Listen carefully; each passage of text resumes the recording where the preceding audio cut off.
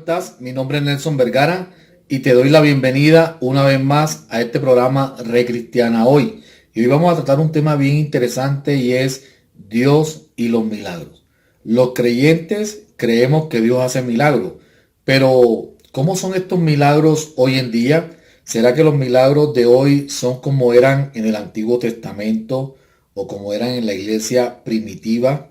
Bueno, vamos a ver el programa y a oír algunos conceptos interesantes sobre este tema. Quédate con nosotros y te vas a edificar en este programa.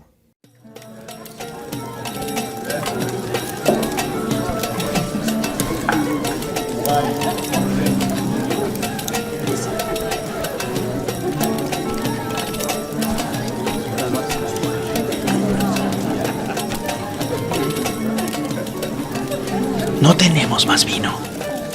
Hablemos conmigo.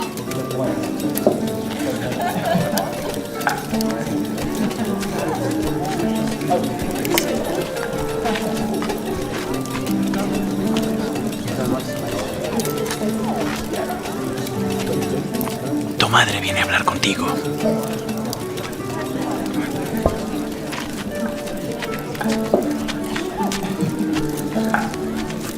No tienen más vino. Lo que desees que haga por ti, lo haré. Pero aún no ha llegado mi hora.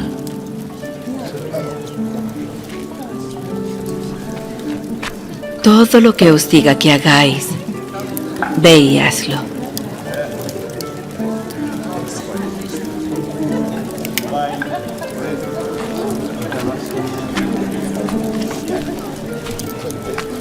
Juntad las tinajas y llenadlas Llenarlas.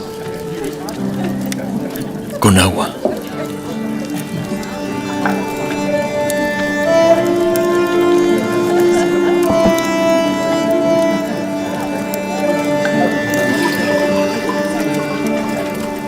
Llévalo al maestresala de la boda.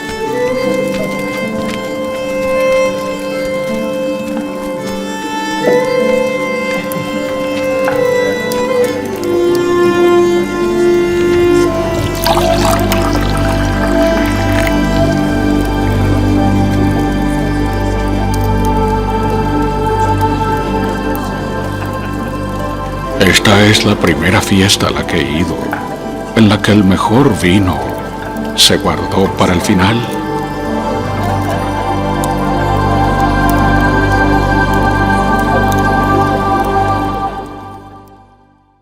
Hablando sobre los milagros, en esta semana que estudiaba el Evangelio de Marco, en el capítulo 16 está el milagro de la resurrección de Cristo. Uno de los milagros pues fundamentales en la fe cristiana. Pero hay algo interesante ahí y es unas mujeres que caminaban hacia la tumba de Cristo. Y quiero que leer la palabra para que reflexionemos un poquito. Y esa es la enseñanza que quiero traerte hoy, la reflexión que quiero traerte hoy sobre estas mujeres. Miren, dice la palabra, ahí en el capítulo 16 de Marcos. Cuando terminó el descanso obligatorio de los judíos, María Magdalena, Salomé y María, la madre de Santiago, compraron perfume para untárselo al cuerpo de Cristo. Así que el domingo en la mañana, cuando el sol apenas había salido, fueron a la tumba de Jesús. Y dice, mientras caminaban se decían unas a otras, ¿quién quitará la piedra que tapa la entrada de la tumba? Esa piedra es muy grande. Pero al mirar la tumba, vieron que la piedra ya no tapaba la entrada. ¿Sabe? Hay algo en los milagros de Dios, y es que el milagro de Dios generalmente, y yo quiero ser sincero con eso, en estos tiempos generalmente uno no sabe cómo Dios va a hacer las cosas. O sea, las cosas aparecen y cuando aparecen es que se da cuenta uno que Dios hizo el milagro. Lamentablemente han abusado del poder de Dios y hay gente que cree que puede manejar el poder de Dios, y ese es el gran error que hoy vivimos con este cuento de los milagreros, de los pseudopastores, pseudoapóstoles, pseudoprofetas, que ellos creen en su mentira que pueden manejar el poder de Dios y que pueden sanar y que pueden hacer una cantidad de cosas, y eso es de mucho cuidado. O sea, generalmente Dios, su operación, su poder, no lo toma para que la gente haga show, ni para que usted atraiga multitudes, cuando la obra es del Espíritu Santo, y las multitudes, si llegan, pues Dios las puede llevar de alguna forma sin hacer un espectáculo de nada. Las mujeres claramente tenían una preocupación, era la piedra, pero dense en cuenta que cuando llegaron, pues la piedra ya no estaba, se había hecho el milagro, y ellas reconocieron cuando entraron, pues se dieron cuenta que ya no estaba Jesús, que había un ángel, y que el ángel le estaba informando de que aquel que había sido crucificado ya se había levantado de los muertos. Entonces tenemos que tener mucho cuidado con estas corrientes de milagros que hay dentro de muchas iglesias, y que para mí y para muchas personas esto no es serio, esto no es real, y esto puede llevar a muchos a tal vez a refutar o tal vez a rechazar realmente a Dios. Entonces tenemos que tener mucho cuidado. Bien, vamos ahora a ver a los hermanos Sujén Michelén y Salvador Gómez, que son pastores de la Iglesia Bíblica del Señor Jesucristo. Ellos tienen un programa que se llama Entendiendo los Tiempos, y aquí ellos hablan sobre este tema de los milagros. Mira y te vas a edificar. A mí me gustaría que ustedes ahora nos explicaran los milagros a través de las Escrituras. ¿Cuáles son esas características que tienen los milagros? Cómo esos milagros, como ustedes nos decían, son una autenticación donde Dios da testimonio de sí mismo. La finalidad de los mismos, que no es para causar sensacionalismo, ¿verdad? Sino para dar un testimonio de Dios. Háblanos de los milagros en el Antiguo Testamento. Antes de llegar ahí, déjame hacer una aclaración de lo que dijimos en el segmento anterior, que lo que es un milagro, definir el milagro. Nosotros usamos muchas veces la palabra milagro para hablar de algo sorprendente, y está bien que usemos la palabra metafóricamente como un milagro, pero que no son un milagro. Por ejemplo, uno dice, he oído esta frase muchas veces, ¿qué puede ser más milagroso que el nacimiento de un niño? Bueno, es extraordinario, ¿verdad?, cuando uno ve todo el proceso de cómo un niño es fecundado y nace, pero el nacimiento de un niño no es un milagro. Por ejemplo, el nacimiento virginal de Cristo es un milagro, porque no está supuesto a nacer un bebé que no fue fecundado de una manera natural por un espermatozoide y un óvulo. Alguien dice que los milagros son milagros porque se ven en el trasfondo negro de una tela de uniformidad. Exacto. Es algo que sale de lo normal, y por eso precisamente Lewis decía, otra vez citando a C.S. Lewis, que las personas dicen, la gente de la Biblia creía en milagros porque los pobres, ellos no conocían los procesos de la naturaleza. No, ellos conocían bastante bien los procesos de la naturaleza, y por eso se sorprendían cuando ellos veían un milagro. Cuando María salió embarazada y José sabía que él no se había acostado con ella, ¿cuál fue la conclusión de José? Un milagro. No, él dijo, ella cometió adulterio, ella cometió infidelidad. O sea que José conocía muy bien cómo era que se fecundaba un bebé. Pero cuando Dios le revela qué fue lo que sucedió ahí, él se da cuenta que lo que ocurrió en el vientre de María fue un milagro. Entonces, no es que ellos creían en eso porque eran ignorantes, para nada. Ellos tenían bastante conocimiento de las cosas. Entonces, tenemos que entender que cosas sorprendentes que ocurren en la creación no son milagrosas porque sean sorprendentes. Son un milagro cuando Dios, en cierto modo, suspende o actúa por encima de las leyes de la naturaleza que Él mismo creó para que haya un milagro. O, por ejemplo, las oraciones contestadas no necesariamente son un milagro.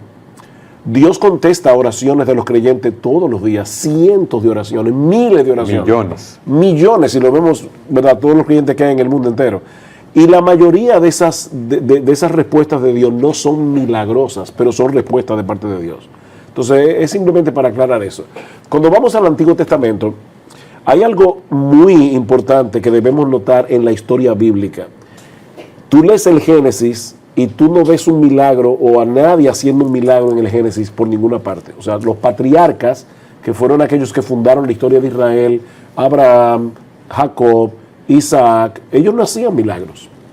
Sin embargo, de repente llegamos a la historia de Moisés, y vemos que los milagros proliferan.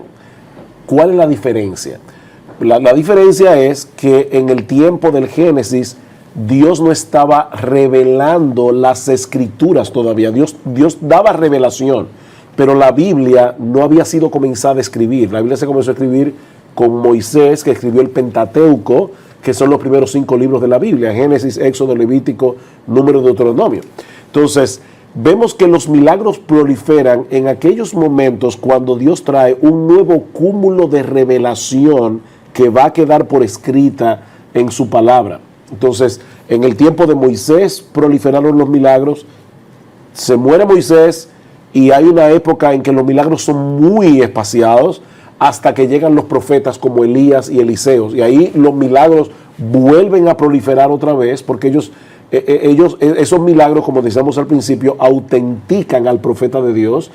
Muere Malaquías, es el último profeta del Antiguo Testamento, y hay una época otra vez donde prácticamente no hay milagros hasta que llegue el Señor Jesucristo y los apóstoles. O sea que vemos claramente en la Biblia 4 periodos donde hay abundancia de milagros: Moisés, Elías y los profetas, Cristo y los apóstoles. ¿Qué pasó durante el tiempo de Cristo? Una aclaración, simplemente para no crear una confusión al respecto. Es el hecho de que hubiera esas épocas de proliferación no significa que no hubiera otros momentos de intervención divina. En lo de Génesis, por ejemplo, está el caso del nacimiento de Isaac. O sea, eso fue un milagro. O sea, el hecho de que Dios hiciera concebir a una mujer ya de edad que de hecho era estéril, eso es una intervención de Dios milagrosa. Evidentemente el propósito no es exactamente igual a lo que vemos en esa época de proliferación, pero era para también tratar con la fe de este patriarca que vendría a ser el padre de la fe de todos los creyentes. Okay. Luego un poco más adelante, por ejemplo, vemos la intervención de Dios en el caso con Jacob, cuando él plantaba la vara aquella que hacía parir a las ovejas que eran moteadas, etcétera. También esos son actos milagrosos de Dios, intervenciones de Dios, pero no está correctamente esa proliferación que vemos en esas épocas donde el mensaje tenía que ser corroborado. Y digo esto para de la misma manera estar abiertos al hecho de que Dios puede intervenir en el momento que a Él así le plazca, porque Él es Dios, y así pudo haber tenido intervenciones menudas, si podemos llamarla de esa manera, aunque no fuera como ocurrió en los apóstoles o en la época del Señor Jesús. Sí, yo lo decía porque hay personas que se imaginan que en el Antiguo Testamento todo el tiempo estaban pasando cientos y cientos de milagros. No. Dios siempre ha hecho milagros. El punto nuestro es que esas épocas donde abundan los milagros tienen que ver con un propósito, el propósito revelador de Dios, el propósito de las Escrituras, de autenticar a aquellos que escribieron su palabra. Entonces, tenemos que entender que los milagros no son porque sí. O sea, Dios no está haciendo trucos de magia. Ese es el punto, para sorprender a las personas. Los milagros tienen un propósito. Y de hecho, en el día de hoy, y voy a usar otra vez un ejemplo que da C.S. Lewis, en el día de hoy, las personas, ¿verdad?, intelectuales, racionales, dicen, ¿cómo va a ser posible que Cristo en la boda de Caná convirtiera el agua en vino? Pero si uno se pone a pensar, Dios ha estado convirtiendo agua en vino a través de toda la creación. Lo que pasa es que Él lo ha hecho a través de un proceso natural. Se planta una vid, la raíz de la vid toma el agua, esa agua alimenta, ¿verdad?, el árbol, pues se produce un fruto que es la uva tiene un jugo que es el jugo de uva. ¿Y qué es ese jugo? Ese jugo no es más que agua, que a través de un proceso natural creado por Dios, se convirtió en jugo de uva, que luego va a ser a través del proceso humano convertido en vino. Sí. Entonces, lo que hace Cristo en la boda de Caná es tomar ese proceso que en lo natural toma un tiempo, y Él lo hace en un segundo. Instantáneamente. Entonces, Lewis decía, ese milagro de convertir el agua en vino no solamente confirma el hecho de que Jesucristo es Dios, porque Él dice, yo hago lo que yo he visto a mi Padre hacer. O sea, lo que Cristo hacía era lo que Él vio a su Padre, y su Padre estaba haciendo ha estado convirtiendo agua en vino a través de toda la creación, a través de las matas, y la fotosíntesis y todo eso que entra en juego. Pero Él lo hace en un momento, y dice, eso no solamente confirma el hecho de que Jesús es Dios, sino que al mismo tiempo debe llevarnos a que cada vez que nosotros veamos un vaso de vino, recordemos a aquel que en la boda de Caná hizo ese milagro, porque es Dios el que inventó el proceso natural a través del cual eso sucede. Bueno, seguimos hablando de los milagros y ahora que hemos tocado este tema tan interesante, recuerdo que hace algunos años conocí una persona que sufría de una enfermedad terminal. Los familiares, pues buscando soluciones, la llevaron a una iglesia evangélica donde supuestamente el pastor tenía el don de sanidad. Cuando llevaron a esta mujer a esa iglesia, pues la persona que estaba ahí, que lideraba, le dijo que ella iba a ser sana, como que oraron por ella, pero ya le declararon que iba a ser sana, y esta mujer a los pocos días murió. Eso es una cosa terrible porque muchos de los familiares pues renegaron de Dios y dijeron que habían sido burlados. Y eso es de mucho cuidado porque Dios es soberano, Dios hace como Él quiere y no podemos manejar el poder de Dios. La pregunta que viene por esta historia es, ¿será que aún Dios sigue haciendo milagros a través de algunos ministros? ¿Será que algunos dones de Dios todavía siguen actuando extraordinariamente como actuaban en la iglesia primitiva?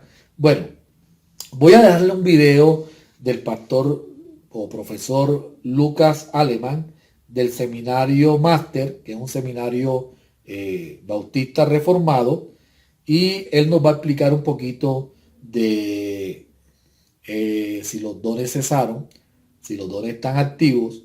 Yo quiero que tú veas esta nota y te edifiques con lo que él va a decir. Mira al pastor Lucas Alemán.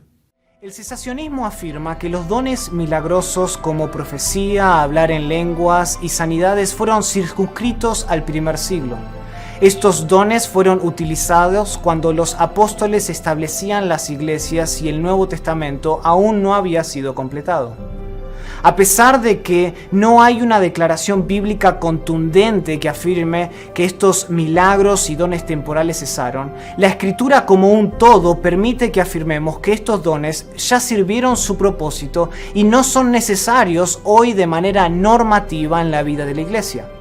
Hechos 2.22 y 2 de Corintios 12.12 afirman que Dios dio señales y prodigios con el fin de autentificar al mensajero de Dios. Con la terminación del canon, esas señales ya no sirven el propósito que Dios pretendía según su voluntad. Es decir, dejó de existir una razón divina para realizar tales dones milagrosos porque el fundamento de la iglesia ya fue colocado por los apóstoles. Al quedar completa la revelación fundacional y también su papel fundacional como testigos, los apóstoles y junto con ellos los profetas y otros dones de revelación desaparecieron de la vida de la iglesia. Dios ya no está poniendo el fundamento de la iglesia, así como Él tampoco está dando nueva revelación. Por lo tanto, es incongruente con su misma función tratar de reubicar estos dones milagrosos en esta época de la iglesia. Después de todo, el fundamento es único y siempre se coloca primero, con el resto de la estructura descansando firmemente sobre él. Bueno, hablando de los milagros, he comprendido durante mi vida cristiana de que ha habido una serie de malas interpretaciones, pero una gran serie de malas interpretaciones dentro de las iglesias. Y esto ha pasado porque muchas iglesias han nacido basándose en doctrinas erradas, personas que no han hecho realmente un estudio pastoral, no se han edificado y pues cualquier cosa que oyen y miran se lo creen. Pero tenemos que aterrizar el evangelio, tenemos que llevarlo a lo que dice la palabra de Dios. Y lo cierto es que ya hoy Dios no actúa con milagros extraordinarios a través de ministros o a través de personas. Hoy Dios sigue haciendo milagros, pero los hace Él solo, completamente, y a nosotros los cristianos lo que nos toca es orar para que Él haga el milagro. Y nos vamos a dar cuenta del milagro cuando esto ocurra, o si no vemos nada es porque Dios no ha querido hacer pues lo que le hemos pedido y es su santa voluntad y tenemos que aceptarla. Eso es lo que a veces choca a algunas personas porque son soberbias y entonces quieren jalar el milagro de Dios, quieren jalar el poder de Dios, pero eso no se puede porque Dios responde como Él quiere, cuando Él quiere y es a su manera. Yo quiero que miren un video del pastor Josías Grauman, que él habla sobre Pablo y por qué Pablo hacía milagros y por qué ya hoy pues no se pueden hacer esos milagros que hacían los apóstoles. Mira el video del pastor Josías y sé que te va a edificar. Bueno, pasemos al libro de Hechos. Hechos 19, versículo 11.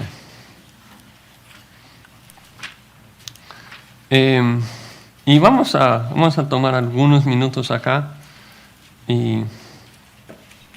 Pero se me va el tiempo. Entonces vamos a hacerlo más rápido. El problema principal de nuestra interpretación del libro de Hechos es de que muchos creen que los cristianos debemos duplicar todo lo que vemos en el libro de Hechos. Entonces, si Pedro está sanando gente, debemos sanar gente. Si Pablo está haciendo ciego a personas, nosotros lo mismo. Es decir, todo lo que ellos hacían, nosotros debemos de duplicarlo. El problema con este tipo de pensar es de que ellos eran apóstoles. Y Pablo aclara en 1 Corintios 15 de que él es el último apóstol, porque un requisito para ser un apóstol enviado de Jesucristo es haberle visto, ¿sí? Y Pablo explica en 1 Corintios 15 de que él fue el último de ver a Jesús resucitado. Entonces no puede haber apóstoles hoy en día, porque Pablo fue el último. Si esto es cierto, entonces cuando Pablo dice en 2 Corintios 12:12 que él hacía las señales de un apóstol, y dice que las señales que probaban si alguien era o no era apóstol, dice que hacía milagros, prodigios y señales. Gracias. Entonces la pregunta es esta: si alguien podría hoy en día duplicar las cosas que Pablo hacía, esto señalaría ¿qué? Que es un apóstol, porque si alguien puede hacer las señales de un apóstol, es un apóstol. Pero Pablo es el último apóstol, así que nosotros no vamos a poder duplicar las cosas que hacía Pablo, ni debemos buscar hacerlo.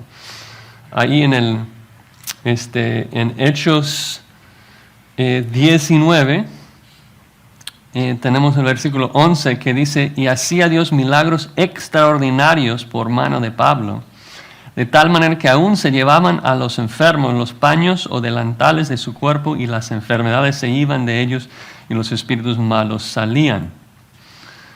Pablo ni siquiera se entera de eso, o sea, ni sabe. Lo que pasa es de que Dios estaba autentificando y comprobando el ministerio de Pablo por medio de milagros. De que cada vez que hay un cambio de pacto, un cambio de comunicación de parte de Dios a la humanidad, Dios autentificaba al mensaje por medio de milagros. Entonces Moisés dice: ok, ahora estamos en un pacto, en el antiguo pacto, y van a obedecer a Dios así, cumplir estas leyes. Y Moisés: ¿por qué debemos creerte a ti? Bueno, porque si no crees a Moisés, la tierra te come, o te quedas lepra. Y Dios dice en Éxodo 19:9 de que estaba haciendo esos milagros por medio de Moisés, porque Dios dice, quiero que la gente te crea a ti, Moisés. Y luego tenemos a los apóstoles, y Pedro se para allí en Hechos 2 y dice: ahora, de este momento en adelante, ya no van a obedecer a Moisés. Y la pregunta es: ¿por qué creer a Pedro? Bueno, es porque Él camina y la gente estaba siendo sanada en su sombra. Él estaba sanando a paralíticos. Y Dios entonces estaba testificando de la veracidad del mensaje de Pedro por medio de milagros. Y eso es algo que, si quieres apuntar, Hebreos 2:4 explica. De que el propósito de los milagros que vemos en la Biblia es la autentificación del mensajero. Entonces, en el libro de Hechos estamos viendo algo único, porque los apóstoles eran únicos. Y lo que vemos en Hechos es el establecimiento del fundamento de la iglesia, sobre el cual nosotros debemos de crecer, pero nosotros no debemos estar tratando de duplicar el fundamento. Pablo dice en Efesios 2:20 de que el fundamento de la iglesia es Cristo, la piedra principal, y luego los apóstoles y profetas, y que nosotros estamos siendo edificados por encima de ese fundamento. Entonces, si leemos el libro de Hechos, Hechos es la descripción de cómo Dios puso el fundamento de la iglesia. Pero nuestro deber no es seguir trabajando en el fundamento. Nosotros tenemos el deber de crecer por encima del fundamento que ellos pusieron.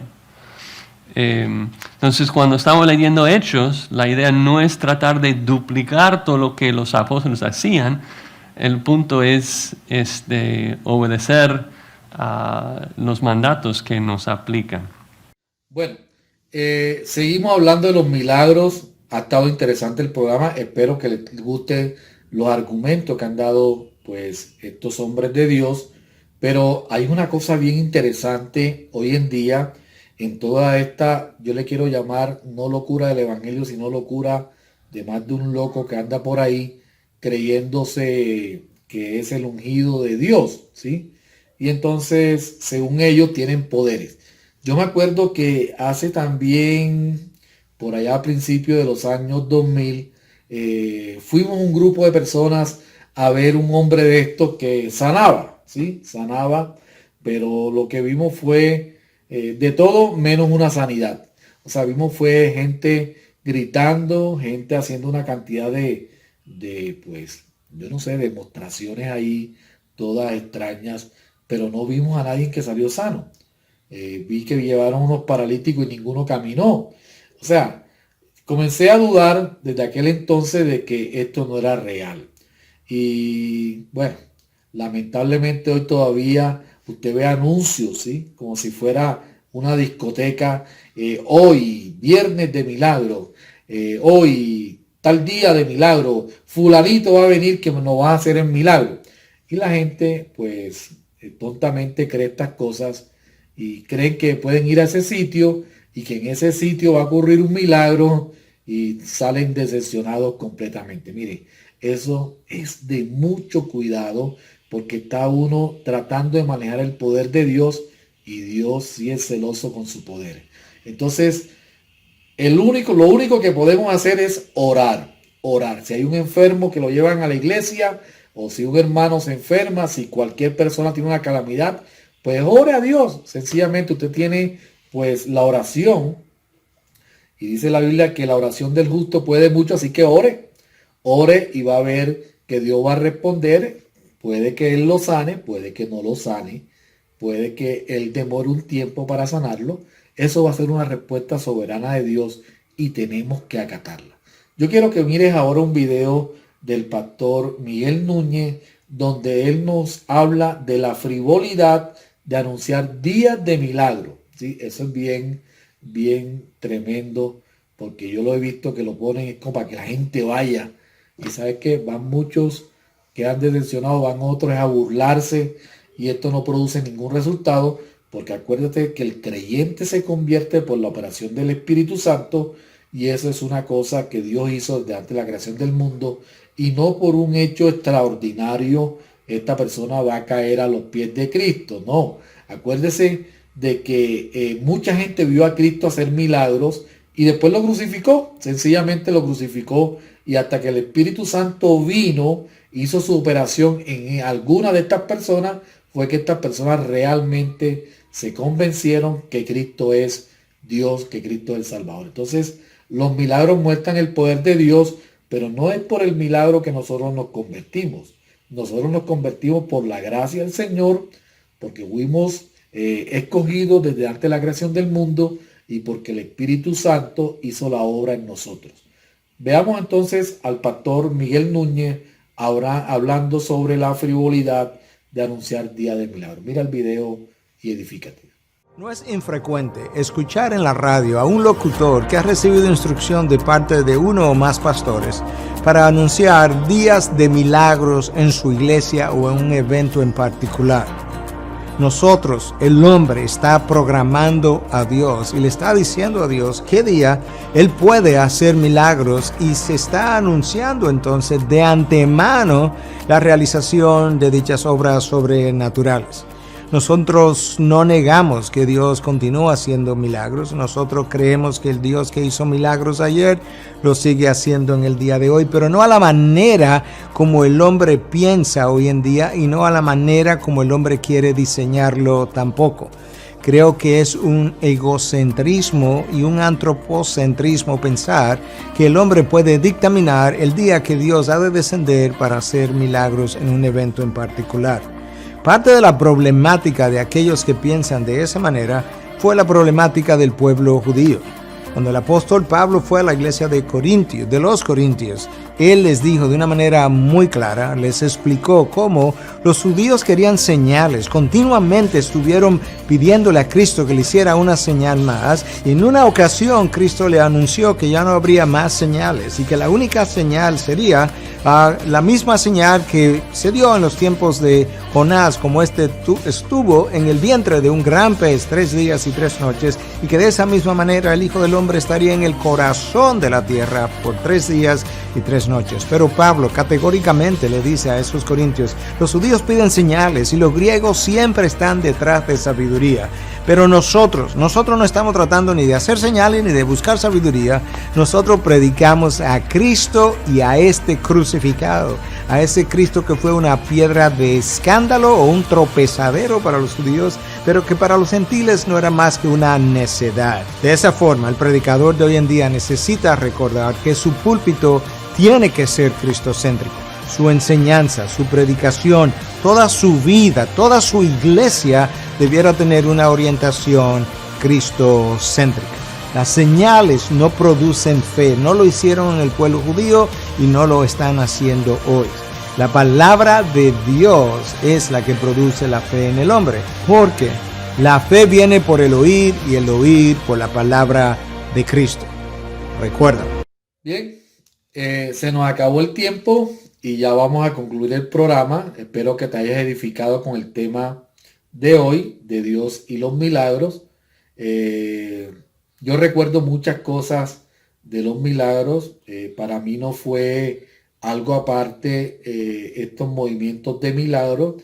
Yo estuve involucrado en cierta parte de esto y nos dimos cuenta en aquellos tiempos, porque lo hacíamos realmente en busca del Señor, pero nos dimos cuenta de que todo era una farsa, de que todo era irreal, de que Dios actúa soberanamente y que no había forma de jalar el poder de Dios y hacer que ese poder de Dios operara lo que nosotros queríamos, ¿sí? Por práctica, por experiencia propia, yo puedo hablar de que eso no es real, de que nosotros tenemos que ser completamente sumisos a la voluntad de Dios y Dios va a operar, ¿sí? Dios va a operar como Él desea, como Él quiere, en el tiempo que Él quiere. Entonces esto de que noches de milagro, o como había una iglesia allá en Cartagena, me acuerdo que tenía viernes violento. Imagínense, viernes violento. Viernes violento, no sé, hasta el nombre da miedo, ¿no?